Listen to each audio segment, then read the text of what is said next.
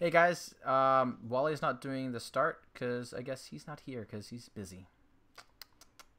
And then we got a special guest, guys that actually started my career on the YouTubes by putting me on for the first time on their show. So yeah, let's jump into the intro because Wally can't say intro.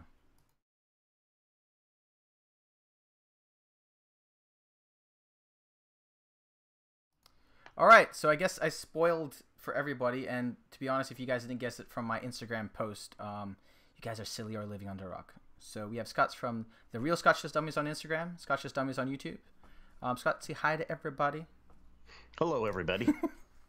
All right, man. So thank you so much for filling in for Wally today. If you guys don't know, Wally's at the Scotch Malt Whiskey Society event. They're opening up a member society only bar or bar area. So if you want to check out what they're doing, check out his Instagram, Scotch and Sniff.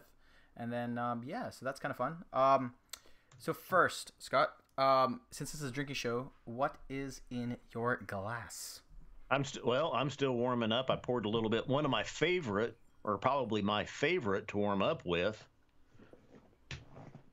the old standby. Ah, Glenfiddich 12. Glenfiddich 12. You betcha. Love it.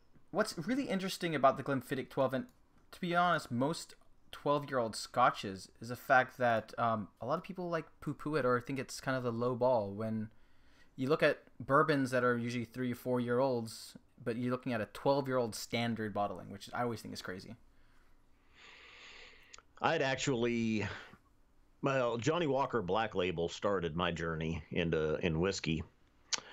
For a while, I switched to Glenfiddich 12, yep, and then Glenlivet 12, and I stuck with Glenlivet 12 for a while.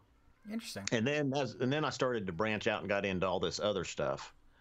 Well, then one day I'm like, I'm going to pick up Glenfiddich 12 again. Yep. And then I was like, holy crap, why did I ever quit drinking this? And why did I go to Glenlivet from it? No, it's interesting. Not that Glenlivet is bad, but yeah. No, and I think it's like for me, Balvenie 12 is kind of where I am, or Balvenie 14-year-old. Like the house style of that honey sweetness carries on. I'm not sure if that's what you're enjoying with the Glenfiddich 12, like the green apples, kind of the brightness of it and stuff like that. Mm-hmm. Like yeah, some people, pear, citrus. Yeah, some people gravitate towards that, and I think that's what's awesome about those kind of things is that the fact that you can see that house style in this 12-year-old, then you can move on to their 15, 18, and so on. So, mm-hmm. And then for me, and I think you're gonna go to this one next, is the Westland Sherrywood. So yes. Yeah. That one, or the you sent out the picture of the tomat, and I pulled them both down, the Dualcus. Yeah. And I'll pull either one? Yeah. So with this one, as you guys know, it's Westland's up in Seattle.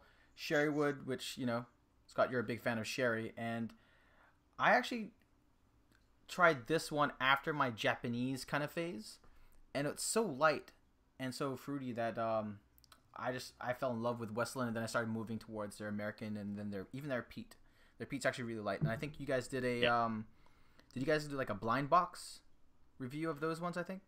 Well, yeah, Bart gave them to me blind, the sherry next to the peated. Yeah. And then we actually a couple of weeks ago when we were in Austin for the Whiskey Vaults opening of the Crowded Barrel Distillery. Yep. We met a guy, Matt, that's from Dallas, that has just a fabulous collection. He's a great whiskey collector. Yep. And connoisseur, but he puts together tastings. That's awesome. Quite often, and he had the Westland and Bruichladdich ambassadors over for a tasting at his house, so we live streamed in with them and went through some of the Westland and the Bruichladdich lineup. No, that's real cool. Yeah. Did Bart shrink? No, but he changed to an Asian dude. That's what happened. I think Bruichladdich and Westland are owned by the same company now, right? So that's kind of the testing, which is really interesting. I have to try and send you guys a sample of their Portwood because I think you guys would fall in love with that one too. Which one? Who? Westland? Westland, yeah. They have a limited edition Portwood barrel that I have in the back here. So, I didn't know that. Yeah, it was one of those single barrels that they did. It was more of an experiment, and I guess they liked it so much that they shared it with everybody. Holy bejeebies! I wish I bought like a freaking case of it. Wow. It was that good. And it's like it's fully aged in it too. So it's their 5-grain malt with aged in a port cask fully. Wow. So, but yeah. And then on this show, we also talk about if you bought anything recently. So, did you pick up anything recently that you can kind of tease out to people? First of all, konnichiwa to Eric. What's up, Eric? And Shimon, and the other Eric, and Go Habs. Hey, everybody. Feel free to drop questions, too, by the way. Tomorrow, our review of The Blackened will be coming out, which is the collaboration with Dave Pickerel and Metallica. Yeah. Now, I was telling you before we went live, I was kind of swayed before I went to this just because of the marketing put into Johnny Walker, White Walker. Yep. So I kind of wondered, what are we getting into with this? This is tenfold better. And it was very, really impressed me, surprised me. It's very good. I think tomorrow this one should be coming out. That's awesome. Yeah, no, I'm sad with David with his passing, but I'm excited to see what his last kind of hurrah was. So very, very excited to see what happens over there. Well, and if you don't know, I didn't know either. Bart bought these online and had them shipped in, but it's a blend of straight whiskeys finished in black brandy casks. Huh, interesting. Bottled by the Sweet Amber Distilling Company in Shoreham, Vermont. Eric, what did you think about it? Since I know Scott's probably going to hold back on how he felt about it. Yeah, you have to wait for the review. Yeah, I don't want to tease it. But yeah, Eric, let us know in the comments what you thought about it. Because, yeah, I haven't tried it yet and I haven't seen it on the shelves. So excited about that. Sadly for me, kind of saving up for all the BTACs and Pappies that are coming. So that's kind of where, my money's going in. Plus, Game of Thrones bottles are hitting the shelves soon in my state. So sadly, I haven't been lucky to find any yet. But I know they're going to cost a pretty penny. Especially with that like White Walker being like $40 when it probably should have been like a $10, $20 whiskey. Yeah. Are there 9 of the single malts coming out? Or 7? Man, 1, 2, 3.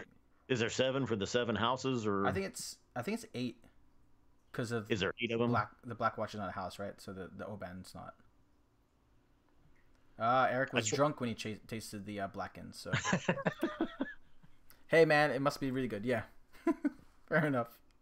But yeah, no, really excited about that. And like we were talking about before the show, marketing got me there. So even if they sold a 1-year-old whiskey, even though they can't, I would probably still buy it. So yeah. I put my order in for the Lagavulin and the Klein Leash. I figured I'd start with those two, and if they're disappointing, and if I'm hearing bad things about the others, then I won't have wasted any money. So. Come on, Montreal. Of course it's going to be Scott, dude. Like, it was obvious. It was obvious. Swami. Yeah. It was like, oh, there you go. Shimon said 9. So there's 9 of them. Okay. All right. So, on to the topic of today is basically talking about the community and how they kind of rallied behind you guys, and a lot of us have, of your first initial, was it get-together or meet and greet, or how would you call it? Gathering is what we are. Our 5-year anniversary / birthday gathering. Yep. But yeah, for pulling people into Wichita, Kansas, right in the middle of the states. No, we did pretty good. We had quite a few people. We had Eric came from California, Lana Lou from Florida. We had people from Wisconsin, Michigan. I know I'm going to leave people out here, but I mean just from all over. So I mean that surprised me.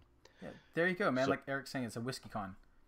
Yeah. So, I'm gonna ask this really up front. Why? I know like you guys live in Wichita. Why Wichita and not like Vegas or like a Chicago, or like what's kind of the reason why you guys? When we first started talking about trying to get something together, we had bigger plans, grander plans. Yep. I actually was picturing Chicago or Denver just for an international airport. Yep. Easier for people to get in, for people coming in from Canada. Chicago was close. And it's just, it's like trying to plan for that is more in depth, more detailed. Yeah. And finally someone had said, look, just put something together, make it small. Yeah. Just get something together for your first one. And then figure out next. And then figure out next, and they grow and, go from there. So that's what we did. We finally put one together. It was small here in Wichita, and now it's the draw of how do we get people back? What's the draw? Yeah. So. Yeah, no, like, because I know me and Wally have been thinking about just like getting people together and stuff like that, and we've always thought maybe Vegas would be the best bet, or Chicago, because we've thought New York, but that's too expensive for a lot of people to get hotels and all that kind of stuff. And I think you guys even put like a package together where like, hey, this is the hotel that can give us better rates, which I thought was amazing. So, yeah, that worked out real good. And we had a centrally located hotel, really nice. We got a block of rooms reserved there. They worked with us. They knew what the event was for.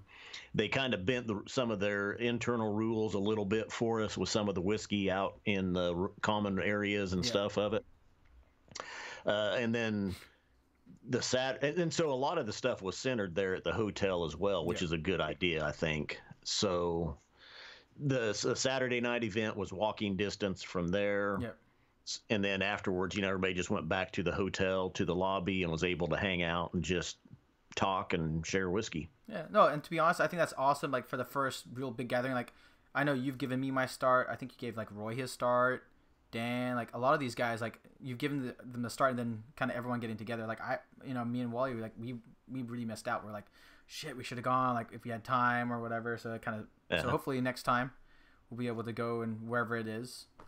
Hope Vegas because that's very central to me. But I understand why Wichita is kind of like your home base, so it makes total sense. Well, the only problem is it is smaller. It's a regional airport, so I mean it's not international. There's not a lot of traffic there. Some of the airfares coming in are a little bit more. So compared to people could fly into Chicago or Denver. Yeah. And how many people actually went there? We had right around 45 people, I think, that's a lot, both events. 45 not people. bad. Yeah, and then I know that you gave pre-tickets, so I know you gave challenge coins to people that couldn't make it but still wanted to be a part of it. So how many people kind of helped you out that way as well? Well, if they had to buy a ticket. If you bought a ticket but couldn't make it, then you got the T-shirt. Fact is, mine's out there.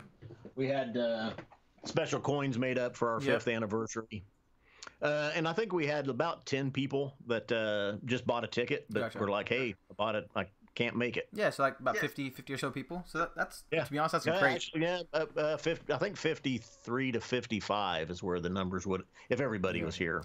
And to be honest, like people might think that's small, but like just imagine 50 people in the same room. Like it's nuts, right? And then this amount of people you talk to. What was like one of the fun experiences they had? I know like some people playing piano, drinking stuff, and what was funny that I didn't even realize was the piano that was in the lobby of the hotel had a sign on it that said "Do not play." I forget about that. The Friday night, actually, there was a female manager, the night manager. She came out and was actually had us get on there and play so she could sing. Because she's like a singer. That's pretty cool. Yeah, so she's got us playing the piano and she's singing. So that's awesome. Yeah, you won't get that at like one of those fancier hotels and stuff like that. You get that like those nice homey hotels. So that's awesome, man. So did you guys I think you guys asked Ben to come over and then he did a tasting for you guys, right? Was there anything like was that? I didn't really see that much Scotch Malt Whiskey Society. Ben. We started talking with Ben early on. Mm-hmm. Really for us and him as well. And then it was even before, he got on with the Scotch Malt Whiskey Society. So, and then we've done a virtual tasting with him, one of the outturns. He'd sent us samples, so we sat down and did that, and that was fun. And so we said, hey, can you come to Wichita and for the Scotch Malt Whiskey Society and do a tasting for us? Yep. So he checked into it, and he sure could. So that's awesome. Like, and he brought some pretty cool bottles there. I'm guessing the tasting was for everybody that came to the event, right? That was for Friday night. For Friday night. Yeah. So the Friday night tasting, which was a Scotch. Actually, there's a well-known steakhouse here in town. The name of it is the Scotch and Sirloin. Okay. Which is confused some people because they thought that was just the name of the event, Scotch and Sirloin. No, that's the name of the restaurant. So that was Friday night was the steak dinner, and then the Scotch Malt Whiskey Society tasting. Okay, and then so that was Friday, and then Saturday was that the big one or? Saturday we actually now see Saturday afternoon was probably the funnest part for me. Gotcha. And that was we got down to the hotel. I think about 1:00 in the afternoon. Okay. And our plan was just hang out, do some live streaming, talk with people, have a few drinks before the dinner and the live music show Saturday night. So, and we should have done. We should have got to the hotel at about 10 in the morning, I think, because we got there. Eric Waite was getting ready to go live, so we sat down. We did a live with Eric Waite. We did a pre-recorded show with the Scotch for Dummies, where we blind tasted the 3 Johnny Walker Gold releases. Okay. The old Johnny Walker 18, the Gold Reserve, and then the Ultimate. Yep. Is that right? Those 3? I'm not sure about the Ultimate, but the 2 I know. They had the 3. Well, the old one is the 18 Centenary blend, and then they released what was it? Not the Ultimate? The Gold Reserve. Yep. Is that right? Yep. Gold Reserve. Yep. And then the Ultimate is the new one, and I think it's got the 18-year age statement back on it. Okay. But they'd set up and they had kind of a blind, just those 3 for us to do. And there's quite a bit of difference between the 3. It really surprised me. And will that be on their channel or your channel? Yeah, it's out on the Scotch for Dummies channel. So there you go. If you want to see that, check out Scotch for Dummies. Try to put them in the bio. Yeah. But no, that's cool. Getting all the YouTubers together, like you said, the Airway did it live. Scotch for Dummies was there. Any other YouTubers or Instagrammers that were there? Whiskey Scout, if you see him tune in to any of the other some of the shows, he's local here. He's smaller. We know him. We've known him for a while, so he comes around. That's awesome. He had to track down the Zima for us. We had to have Zima at the Saturday night. That's freaking hilarious. You have to find somebody to actually hunt that down, which is kind of hilarious. But yeah, no, and then and I think you did some shows as well on your set with a bunch of them too. Like I know you did one with Ben that was already released. Yeah. So I saw that was pretty fun. So, yeah, we had the Scotch for Dummies come out. They were on set. We did a review. Wes Jolly from Modern Thirst, he came out with the Stranahan's, Snowflake, and the Cask Thief editions. We did that. But really, Saturday afternoon, we just ran out of time. After the Scotch for Dummies deal, we went live, and then it was time to go to the barbecue Saturday night. So we wish we'd have had more time there at the hotel Saturday afternoon. Yeah. No, it seemed like a lot of fun. You know, just like getting everybody together and stuff like that, and meeting like. I'm guessing people know you guys and stuff like that, but like how weird was it to experience people like having a fandom, I guess you could call it? Was it just fun or? Oh yeah, and we got broke in a little bit down in Austin when we went down there for the Whiskey Vault deal, which was really the first time, meeting people and seeing them that we've interacted with online. Yeah. And finally putting a face with them. But what was weird though too is like all the YouTubers sitting down with Eric, sitting down with Mark and Drew from the Scotch Dummies. It wasn't, to me, it's not that odd. Yeah. When you're sitting there right next to them in person. Yep. Talking, just because we've spent so much time online. Interacting, I agree. Talking to each other, doing live streams and stuff. To me, it just didn't seem that we're sitting there Friday night at the steak dinner, and I'm sitting by Drew, and I'm like, Drew, it really doesn't seem odd sitting here next to you. No, like I had the same thing with Wally, right? Like just basically looked at each other and like it's working. Like it worked online. Now it's working in real life. And then I don't know, have you had one of the experiences? I know like Dram Dude, if you're here, had it with him with Cody, and it's just all like, hey, I'm Dram Dude. I'm like, oh, I know who you are, and everyone's just like, no, I'm this. I'm like, I know you chat. Like for Eric, for instance, like I know what you look like. I've seen what you look like. Like it's just funny when people like, or we had this instance with Wally, like you're Scotch and Sniff. I'm like, yeah, it's just weird. I don't know how you guys felt with it, especially in Austin and stuff like that. Yeah, a little different at first, but like I say, that kind of broke us in, warmed us up to it and stuff. So, what's funny is when people come up to you though, and they know who you are, and you're kind of like, okay, I know you must watch us online, but what's your name? You're gonna have to tell me here. Yeah, or like, what's your tag, or what, like, GoHab's not really your real name. What's your real name? Yeah. So, like, oh, okay, now I know you. Yeah. Good. No, it's a fun experience, and meeting like-minded people is always a fun thing. Like I know a lot of us, before this, we were always talking about like YouTube and Instagram and stuff like that. It's just fun, kind of talking to people in like your same job area or whatever, like your creative space. It's always fun. Man, to be honest, I'm very excited to see what you do next, and if you guys do stuff like that, that'd be really cool. Like, you guys planning again, or is this kind of one and done? What do you think? We didn't do it, and the main thing was, it's like, what's the draw? How do we get people back here? And so one idea we came up with is we would push it ahead a little bit. It wouldn't be in October. Yep. Maybe August, maybe late August, early September, but we may tie it in with the 12 hours of boom, Okay. maybe. That'd be fun. And so have, be at the hotel doing the 12 hours of boom live from there with people that are there for the event. No, so that'd be real not cool. That, I mean, that's not guaranteed. Not that we've locked down and said that's what we're doing. That's one thing we've talked about. So. Yeah. No, that, to be honest, that'd be pretty fun though. Like seeing it live streaming, and then you get the other Instagrammers, YouTubers, people from the community coming in as well. I know quite a few like non-whiskey podcasts do that. They do like a podcast live where they interact with people. So instead of us talking about how Go Habs is actually his real name, which we know it's not, actually sitting there talking to you guys and pulling questions and stuff, I think that would be really, really fun, especially with 12 hours of boom and stuff like that, and all the different faces you guys bring to the table. Like you had Cocktail Maven this year, more cocktail oriented person.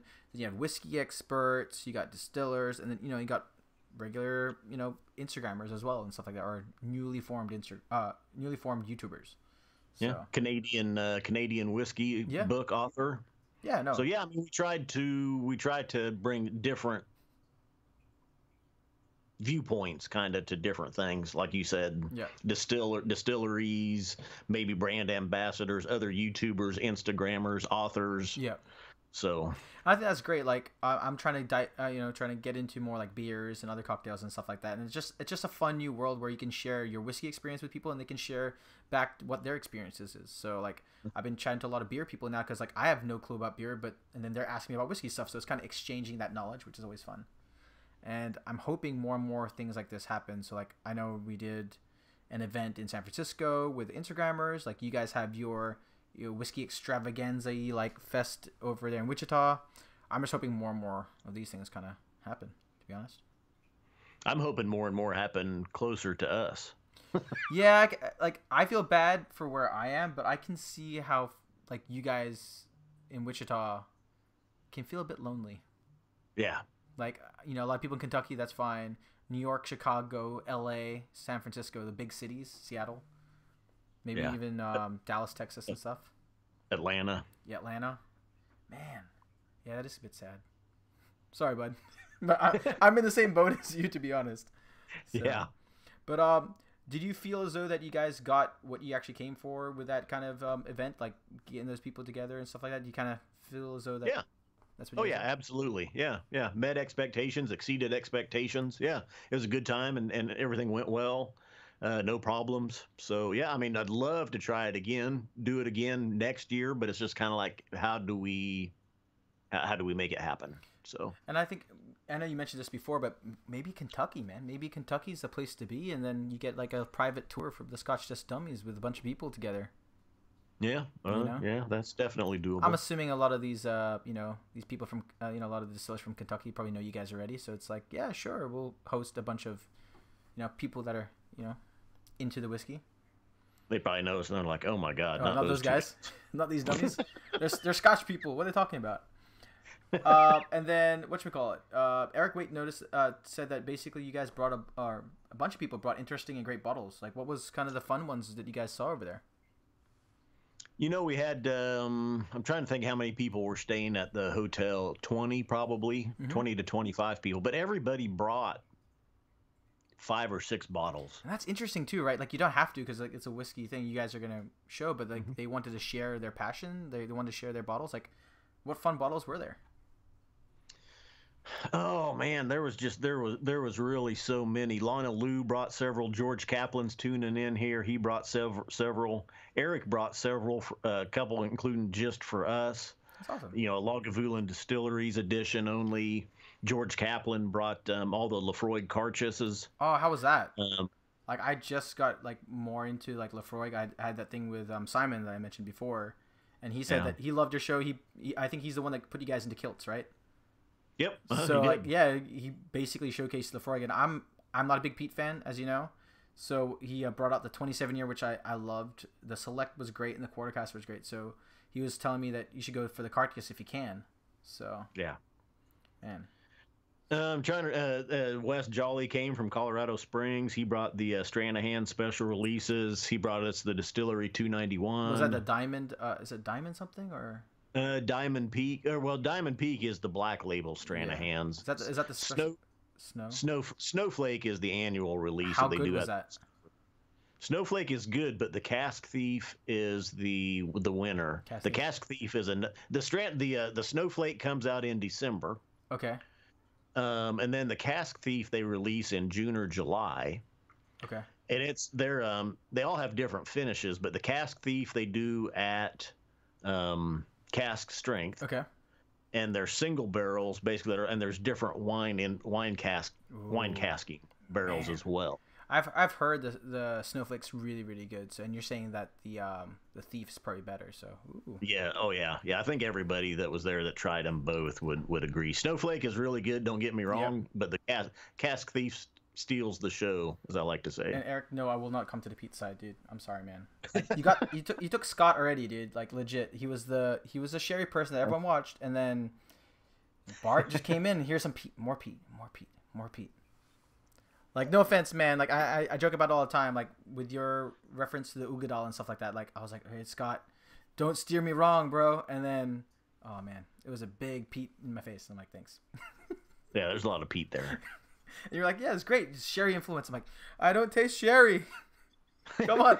I think I watched that episode like 5-10 times, man. I'm like, Scott, what's happening? Oh, you'll have to try the Dark Cove.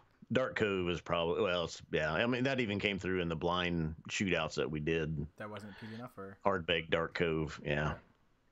No, it's funny too because like when you go to a lot of YouTube channels and stuff like that, and they try to guide you, and it's their best of knowledge, and it's your palate, right? No, it's not gonna be the same as my palate. Like a lot of times when Wally's like, "Oh, I like this," I'm like, "Dude, it tastes like shit," or I love something, and he's like, "Dude, it tastes like." I'm like, "Well, hey, to each his own. At least we know what we like, right?" So.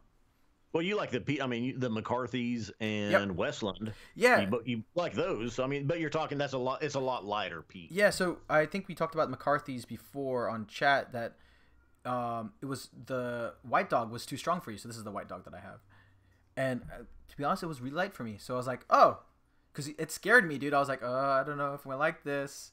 And then Jean over there, she's like, here, try this. I'm like, oh my God, it's going to happen. I'm going to spit something out. And then it was fine. It wasn't as bad as I thought it was going to be. So, but yeah, no, like with Simon being such a great ambassador, walking me through, like he mistold us what the first whiskey was. He was like, oh, this is a Lagavulin Select or something. I'm like, all right, tried it. I'm like, oh, this is really peaty. And he's like, oh, oops, it's a Lagavulin 10. I'm like, Laphroaig 10. I'm like, Laphroaig. Holy crap! Like, okay, thanks, buddy. Like, at least I survived. That's kind of the key thing there. Is like, all right. Oh man, but no, I'm glad that you guys did this meetup. Apologize for not being there, but I hope you guys do it again. You guys in the chat, when you guys went, that's a great thing, and I can't wait to meet all of you guys one day as well. Hoping that instead of Wichita, maybe it's Vegas, Chicago, or Denver or something. That'd be pretty cool. Yeah, we'll see. Maybe that's the 10-year anniversary. And plus, I bet you a lot of the other YouTubers and Instagrammers will help in. And I bet, to be honest, I'm surprised you guys didn't get more brand ambassadors to come over and kind of help out with some of the bottles and tastings and stuff just like Ben. We didn't really reach out to them or hit anybody up, just in the name of keeping it simple and smaller. Yeah. So not that would be out, in the future. So. Because, like, I know with some events and stuff like that, the brand ambassadors are more than happy to help that because it centralizes a lot of the people in the community, a lot of like-minded people that enjoy it instead of shoot it. I've been seeing a lot of people, like, in some of the tastings, I've been like, oh my God, this person's just shooting this 10-year. Like, dude, or sometimes they shoot, very expensive cognac and you're like, wow, that was like $400. that was quick. So, and I can see the brand ambassadors' faces going, "Oh my God!" I'm like, "This is the wrong thing for me to do." Yeah. But no, there you go. Gateway to Canada. I just finished off the Westland Sherrywood. I just finished. We didn't even talk about it too much, but no, I like that. Very good. The Westland. Yeah, it's a very good balance. I feel as though that it's definitely on the, if you like Japanese light whiskeys or light sherries, you can kind of move into that. Actually, I think it was a couple of years ago.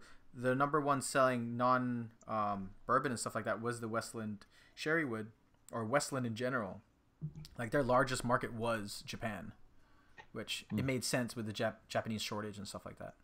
And to be honest, we're actually hitting the 30-minute mark. So anything you want to plug, even though technically you don't really need to plug it, but if you I just realized too I was using Scotch and Sniffs, Glencairn. Who's that guy? I don't know him. I know. Who's that guy?